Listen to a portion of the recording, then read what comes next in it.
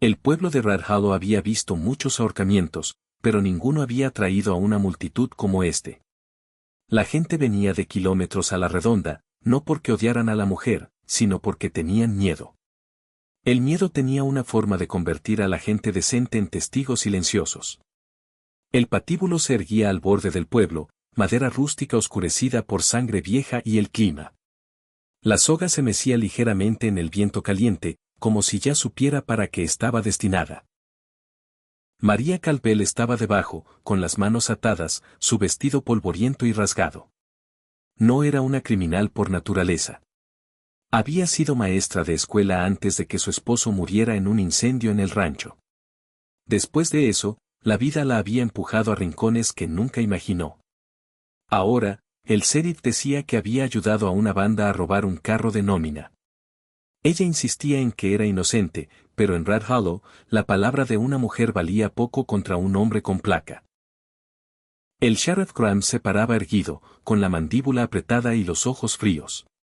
Ya había tomado su decisión. Para él, este ahorcamiento no era justicia. Era un mensaje.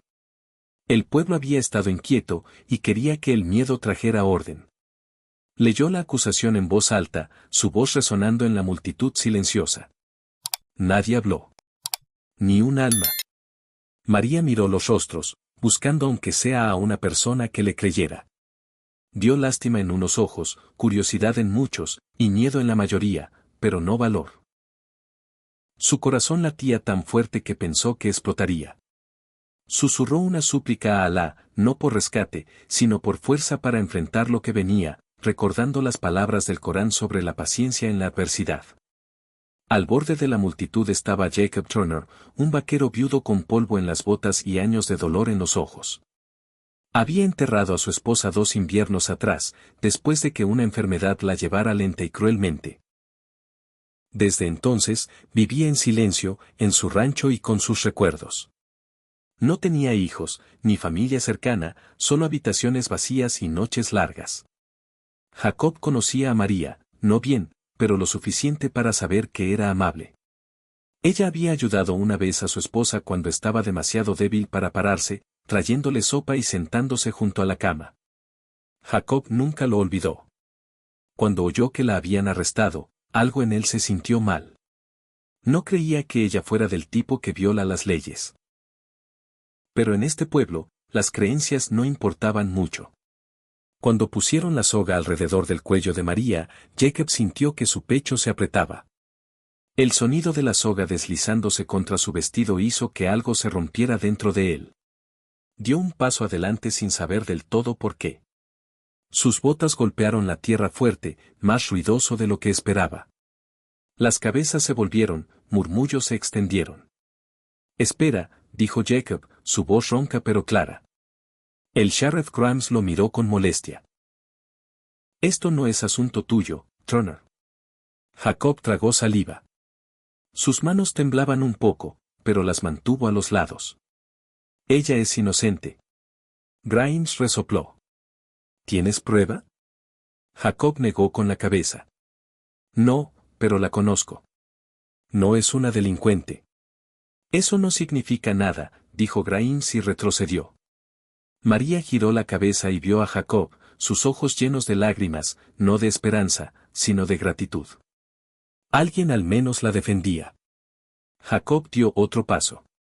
Si necesitas colgar a alguien, dijo despacio. Yo tomaré su lugar. La multitud jadeó. Una ola de susurros de shock rodó por Red Hollow. Incluso el sheriff Grimes pareció sorprendido. ¿Qué dijiste?, preguntó Grimes. Dije que tomaré su lugar, repitió Jacob. Si estás tan seguro de que alguien debe pagar, que sea yo. Grimes lo miró, tratando de decidir si estaba blufeando o loco. No estás acusado de nada. Entonces acúsame, dijo Jacob. Di que la ayudé. Di lo que quieras. María gritó. No, Jacob, no lo hagas. Él se volvió hacia ella, su voz más suave. Tú no mereces esto. Grimes sintió que la multitud se movía. Algunos rostros ahora mostraban duda. Otros confusión. No le gustaba perder el control. Esto es una tontería, dijo. Estás dispuesto a morir por una mujer que apenas conoces. Jacob asintió. Estoy dispuesto a morir para que una inocente no lo haga. Hubo un largo silencio. El viento levantó polvo alrededor de sus botas. Grimes apretó la mandíbula. Colgar a Jacob podría causar más problemas de los que quería. La gente respetaba a Jacob, aunque se mantuviera solo. Matarlo podría volver al pueblo contra la placa. Antes de que Grimes pudiera responder, una voz vino de atrás. Espera. Un hombre mayor se abrió paso entre la multitud. Era Thomas Reed, un conductor de diligencia retirado. Su rostro estaba pálido, sus manos temblando. Vi algo, dijo Tomás. La noche del robo de la nómina. Vi a dos hombres cerca del arroyo. No eran con María. Uno cojeaba. El otro llevaba un daste negro. La multitud zumbó de nuevo. Los ojos de Grimes se entrecerraron. ¿Por qué no lo dijiste antes? Tenía miedo, admitió Tomás. Esos hombres parecían peligrosos, pero no puedo dejar que esta mujer muera por algo que no hizo. Más murmullos siguieron. Otro hombre habló, luego otro. Detalles pequeños salieron, cosas que no encajaban con la historia del sheriff. La multitud ya no estaba en silencio. Grimes sintió que el poder se le escapaba de las manos.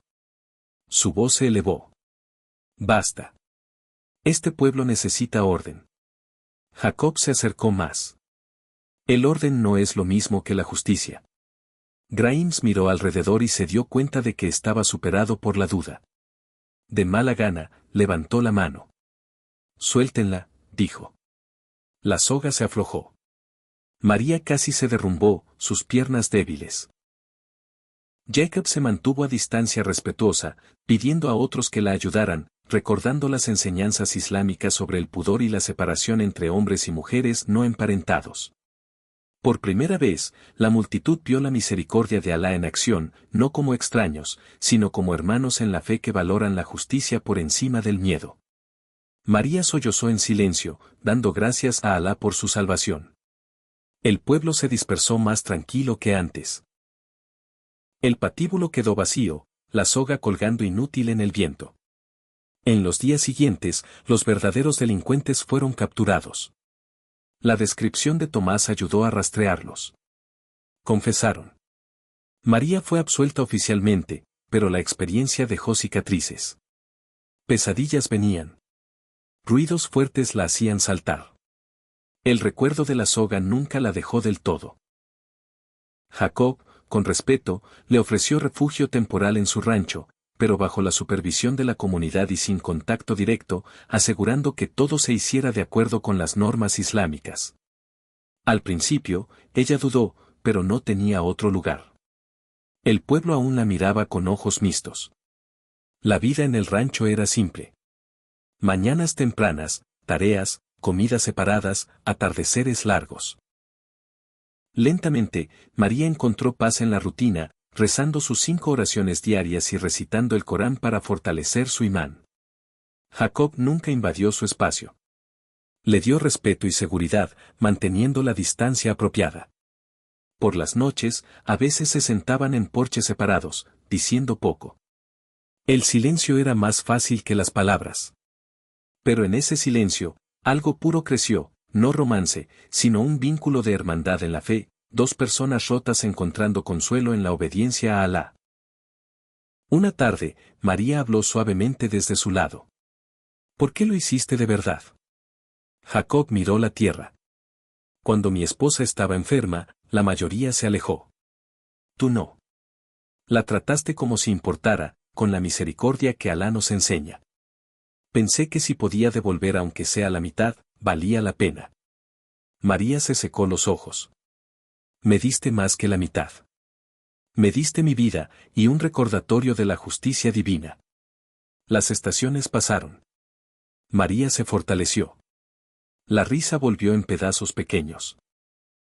Jacob se encontró sonriendo de nuevo, algo que no había hecho en años. El rancho ya no se sentía tan vacío, lleno de la presencia de la fe compartida. Una mañana tranquila, María se paró a distancia, viendo el amanecer. No sé cómo se ve mi futuro, dijo.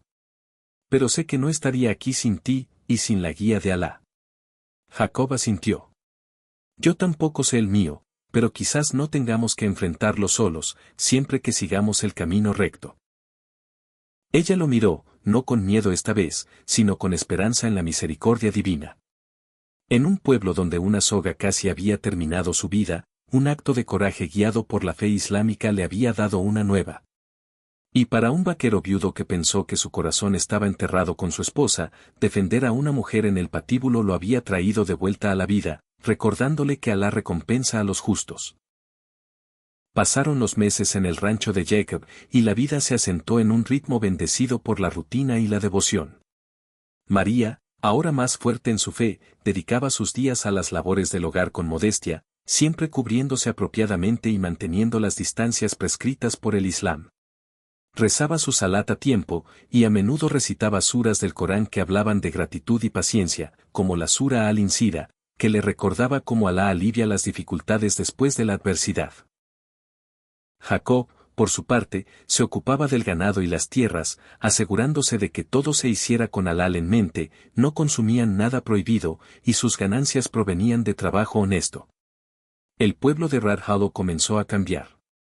La valentía de Jacob había inspirado a otros a cuestionar la injusticia, y pronto se formó un pequeño grupo de musulmanes conversos, atraídos por las historias de misericordia divina que circulaban. Tomás Reed, el anciano que había hablado en el patíbulo, se unió a ellos, encontrando consuelo en el Islam después de años de miedo. Juntos, organizaban reuniones en la mezquita improvisada del rancho, un espacio separado para hombres y mujeres, donde estudiaban el Hadís y compartían iftar durante el Ramadán. Grimes, el sheriff, sintió la presión y moderó su mano dura, reconociendo que el verdadero orden venía de la sumisión a Alá, no del terror. Una noche de luna llena, durante una reunión comunitaria, María compartió su testimonio desde el lado de las mujeres. Alá me salvó a través de un siervo justo, dijo con voz serena. Jacob no buscó recompensa mundana, sino la aprobación divina. Recordemos el versículo, y quien salva una vida, es como si salvara a toda la humanidad. Las palabras resonaron, fortaleciendo los lazos de la umma naciente. Jacob, escuchando desde su sección, sintió una paz profunda, sabiendo que su acto había sido guiado por el Tauhid. Con el tiempo, María decidió enseñar de nuevo, pero esta vez el Corán a los niños del pueblo, siempre con un marán presente para mantener la pureza. Jacob la apoyaba desde lejos, proporcionando lo necesario sin contacto directo. Su vínculo creció en la fe compartida, no en afectos terrenales, sino en la esperanza del Jannah. Un día, bajo el sol del mediodía, María oró. Oh Alá, guíanos en el camino recto. Jacob, en su oración separada, hizo eco en silencio. En Radhalo, donde el miedo había reinado, ahora florecía la luz del Islam, un testimonio vivo de que la justicia divina prevalece sobre la opresión humana. Años transcurrieron en Radhalo, y lo que comenzó como un acto de coraje se transformó en un faro de fe para toda la región.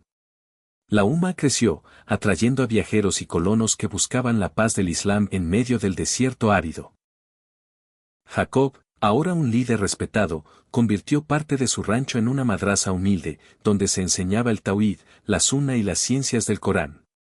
María, con su conocimiento como antigua maestra, guiaba a las mujeres y niños en lecciones de fiqh y tafsir, siempre velada y en espacios separados, recordando el hadís del profeta, la paz sea con él, sobre la modestia. La mujer es aurá, y cuando sale, el saitán la mira.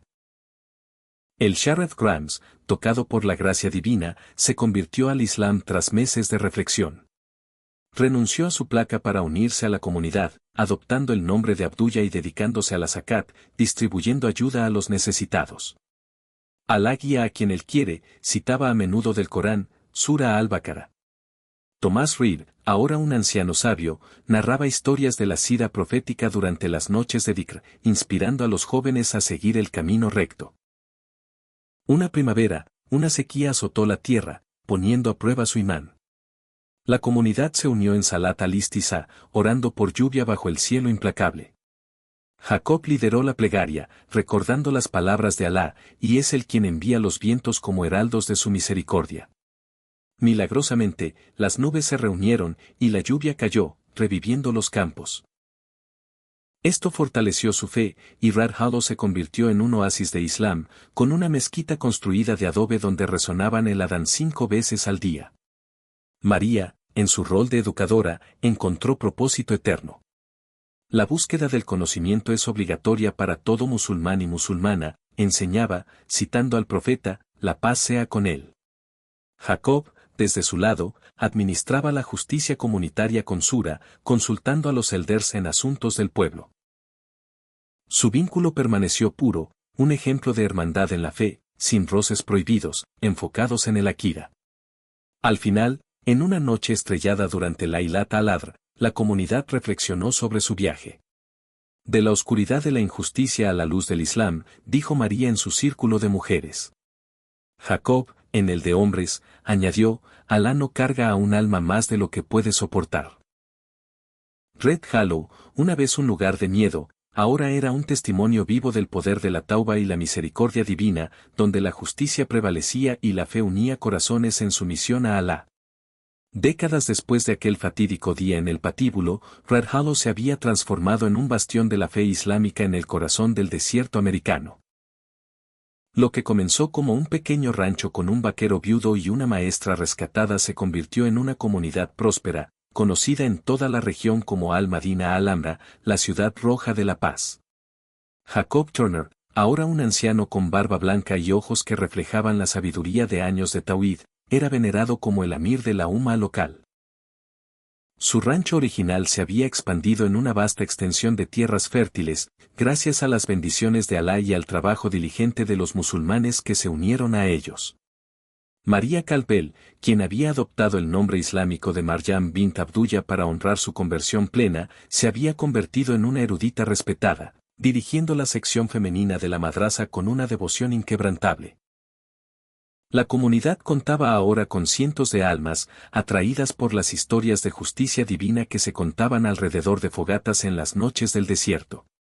Viajeros de lejanas tierras, desde México hasta el este de los Estados Unidos, llegaban buscando refugio en esta oasis de imán.